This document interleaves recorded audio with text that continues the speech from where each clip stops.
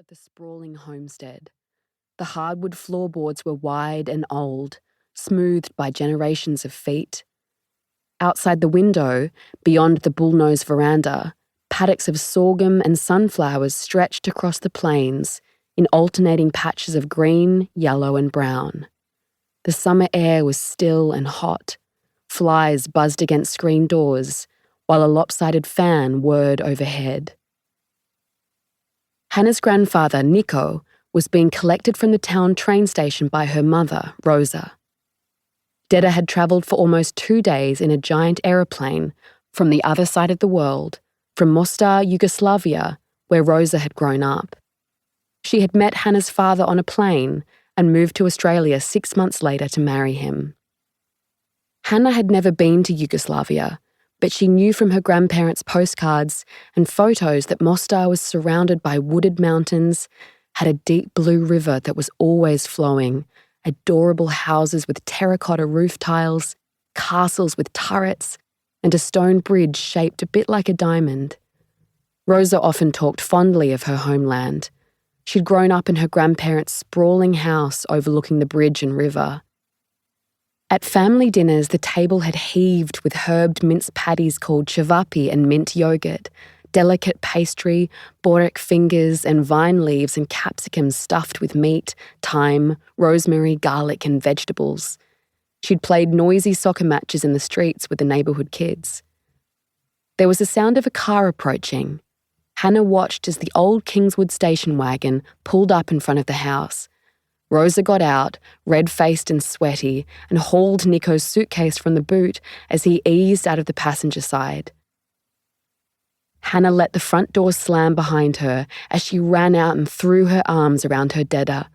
"Hannah, you're almost as tall as me." He wrapped his skinny arms around her shoulders and allowed her to rest her head in the divot of his neck.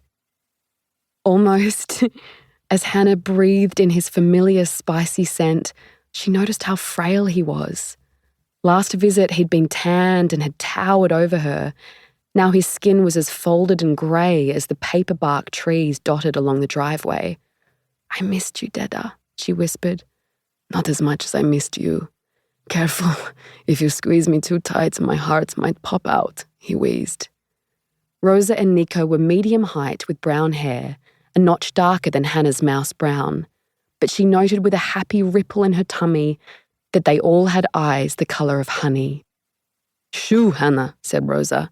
"Poor Deda has come a long way and isn't used to this heat. Make yourself useful inside, girl." She reached for the suitcase. "I can carry my bag." Nico released Hannah from the hug before covering his mouth and starting to cough.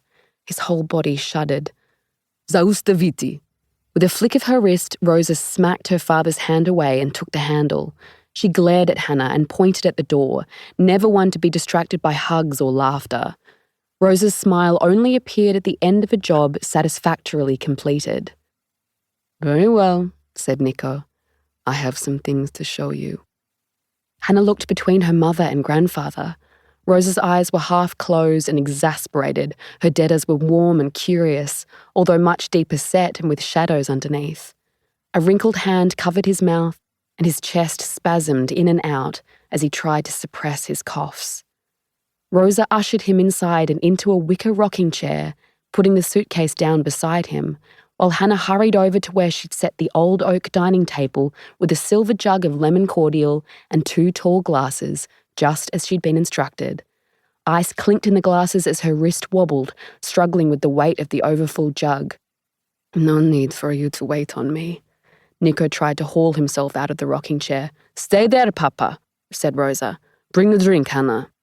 Rosa tutted and shook her head, exasperated, as always, with her daughter's clumsiness.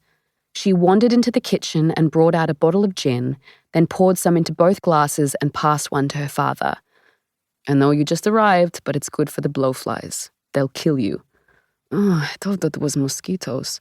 Nico took a sip and winked at Hannah. "Besides, it's the tonic, not the gin, that has quinine." His English was as good as Rosa's. That must be from being a translator, thought Hannah. Her Deda spoke 3 languages in addition to his native Slavic tongue and English, German, Polish, and Spanish. Hannah knew this because she'd once listed it.